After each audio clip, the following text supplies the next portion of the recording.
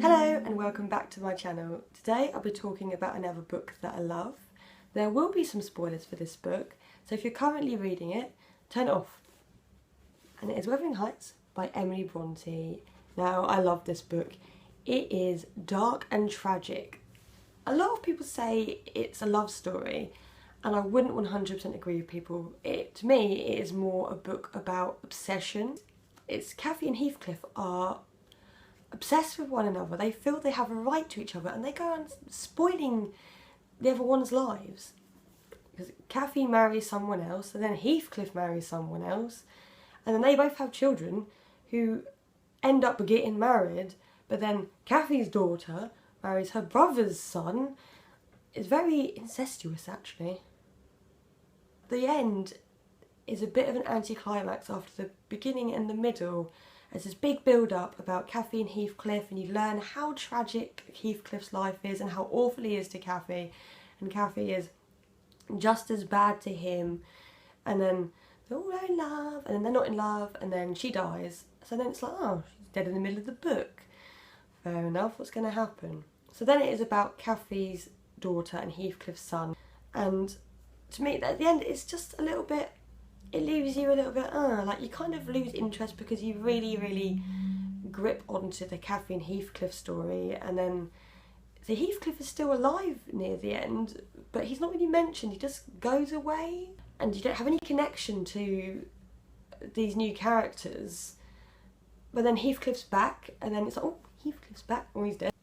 There's a famous quote in this book, and it's on the back of this copy, so I'll read it out to you. And it kind of proves how twisted it is.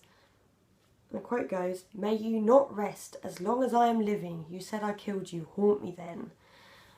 Yeah, even Heathcliff doesn't even want Cathy to forget him when she's dead. She can't get away from him. At one point he climbs in her grave and pretty much snogs her skeleton. That is a bit obsessive and a bit weird. Heathcliff has this awful reputation with readers of this book because they see that he mistreats people when he's controlling. Now, I can see that, but I can also see from the build-up how he became like that. Not that I'm excusing his behaviour, because he is extremely mistreated by Cathy's brother. Once his adopted father dies, Heathcliff is exiled from the family and treated like a servant. You know, and so he hits Heathcliff. He locks him out of the family home. He talks to him like he's a dog. It's awful.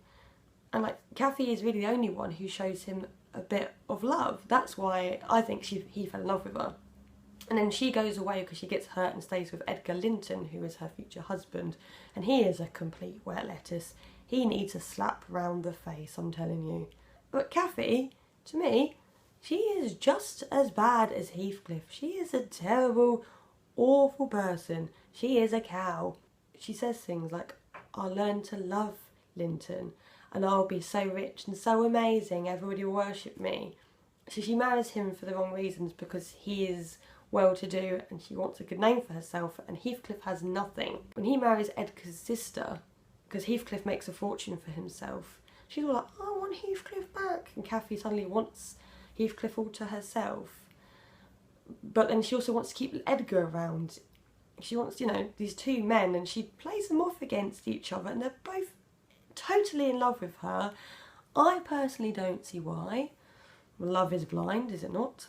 So, and then you get like, Edgar Linton, like I said, is this complete wet lettuce, and he adores Cathy.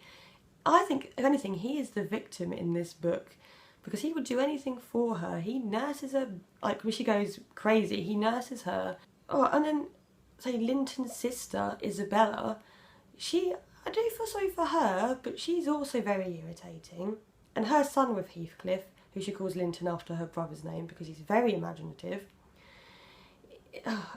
I hated him the minute he came into the book, but he went in it very long. He died, thank God. But, you know, even though this book is bizarre and so dark, it's a very enjoyable read. You know, you read it like, oh, I can see why all these things happened. I can see why Heathcliff turned the way he was. I can see why, you know, Cathy loved both of them. You can see that. You know, you should give it a go. very, it's a classic, and you can get beautiful different versions of this book. So I've got this one, which is a penguin one that I've shown you. I have another copy as well, which was a present from one of my friends, and to me this is a collector's item, so I've kept it in the wrapping. And it is this one.